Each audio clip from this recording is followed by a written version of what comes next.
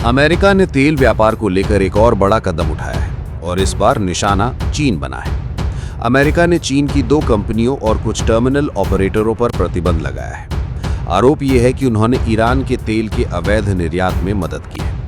ये कार्यवाही उस समय सामने आई है जब अमेरिका पहले ही भारत और रूस से जुड़े तेल सौदों पर सख्ती दिखा चुका है और लगातार दुनिया को ये संदेश दे रहा है कि वो किसी भी देश को ईरान या रूस के तेल से लाभ लेने नहीं देगा। पिछले कुछ वर्षों में अमेरिकी विदेश नीति का बड़ा हिस्सा ऊर्जा व्यापार के इर्द गिर्द रहा है।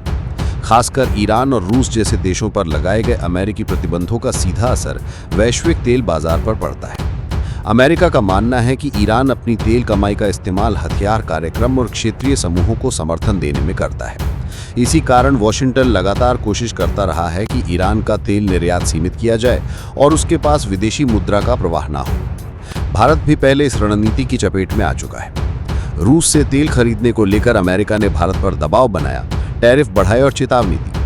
भारत ने सार्वजनिक रूप से ये कहा कि उसे अपने नागरिकों के लिए सस्ता तेल चाहिए, लेकिन अमेरिकी दबाव से पूरी तरह बच पाना आसान नहीं रहा। अब वही तरीका चीन पर अपनाया गया है। अमेरिका का कहना है कि ईरान और रूस से जुड़े नेटवर्क को खत्म करना उसकी प्राथमिकता है और चीन इसमें सबसे बड़ा खिलाड़ी है।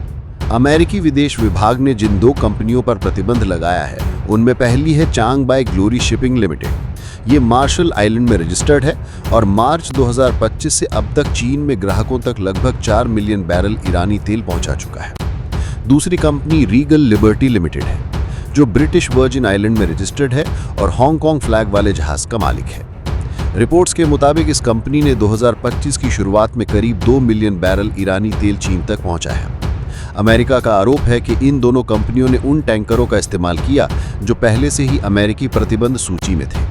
अमेरिका ने केवल इन कंपनियों पर ही नहीं बल्कि ग्रीक नागरिक एंटोनियस मार्गेटीज और उनकी कंपनियों पर भी कार्रवाई की है। उन पर आरोप है कि उन्होंने ईरान के गुप्त जहाजी नेटवर्क को चलाने में मदद की। अमेरिका का कहना है कि करीब 1 दर्जन जहाज़ों को इस नेटवर्क में इस्तेमाल किया जा रहा था और इन्हें भी प्रतिबंध सूची में शामिल किया गया है। इसका उद्देश्य ईरान की उस सप्लाई चेन को तोड़ना है जिसके जरिए वो अंतर्राष्ट्रीय बाजारों तक तेल पहुंचा रहा था। चीन अमेरिका के लिए इसलिए चिंता का कारण है क्योंकि वो ईरानी तेल का सबसे बड़ा खरीदार है।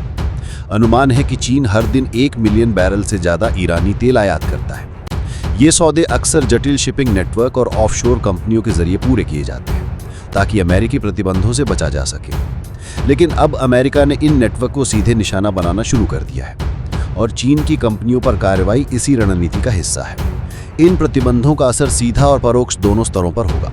सीधे तौर पर इन कंपनियों की अंतर्राष्ट्रीय गतिविधियां बाधित होंगी, उन्हें अमेरिकी वित्तीय प्रणाली और डॉलर आधारित लेन देन से काटा जाएगा। परोक्ष रूप से ये चीन पर दबाव डालेगा कि वो खुले तौर पर ईरानी तेल का आयात न करे। हालांकि ये देखना होगा कि चीन अपनी नीति बदलता है या नहीं, क्योंकि उसने हमेशा कहा है कि ऊर्जा सुरक्षा उसकी पहली प्राथमिकता है और वो अपने निर्णय स्वतंत्र रूप से लेगा। भारत और चीन की तुलना की जाए तो भारत ने अमेरिकी दबाव के बावजूद रूस से तेल खरीदना जारी रखा, लेकिन उसका आयात स्तर चीन की तुलना में कम रहा। चीन का आयात स्तर बहुत ज्यादा है और इस वजह से वो अमेरिका की रणनीति में और बड़ी चुनौती बन जाता है। यही कारण है कि अमेरिका ने इस बार सीधे चीन की कंपनियों पर कार्रवाई की है ताकि बीजिंग को सख्त संदेश दिया जा सके।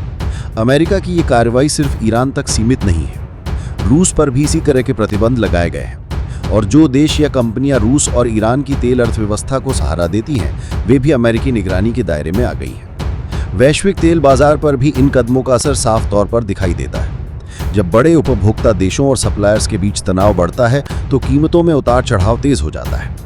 अमेरिका चाहता है कि ईरान और रूस जैसे देशों की सप्लाई सीमित की जाए, लेकिन इसका परिणाम यह है कि एशिया और यूरोप में ऊर्जा की लागत बढ़ जाती है। अब सवाल यह है कि चीन की प्रतिक्रिया क्या होगी। अभी तक बीजिंग की ओर से आधिकारिक बयान नहीं आया है, लेकिन पिछले अनुभव बताते हैं कि चीन आमतौर पर ऐसे मामले में अमेरिका की आलोचना करता है और कहता है कि ये उसकी स्वतंत्र नीति में हस्तक्षेप है। चीन अपनी अर्थव्यवस्था के लिए ऊर्जा आयात पर बहुत ज्यादा निर्भर है और ऐसे में ये संभावना कम है कि वो तुरंत ईरान से तेल लेना बंद कर देगा।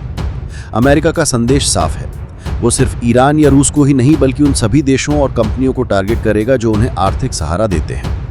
भारत पर टैरिफ लगाना, चीन की कंपनियों पर बैन और ग्रीक शिपिंग ऑपरेटरों पर कार्रवाई इसी रणनीति के हिस्से हैं। इससे उन देशों को सीधा संदेश जाता है जो सोचते हैं कि वो अमेरिकी निगरानी से बचकर तेल व्यापार कर सकते हैं। वैसे दोस्तों, आपको क्या लगता है? क्या चीन अमेरिकी दबाव के सामने झुकेगा या अपनी नीति पर कायम रहेगा? क्या अमेरिका को भारत पर से टैरिफ हटाना पड़ेगा या भारत को और सख्ती का सामना करना पड़ेगा? और क्या ईरान नए नेटवर्क बनाकर फिर से अपने तेल निर्यात को जारी रखेगा? बताइए हमें कमेंट बॉक्स में, और ऐसे ही और वीडियो देखने के लिए चैनल को सब्सक्राइब करना ना भूलें। धन्यवाद।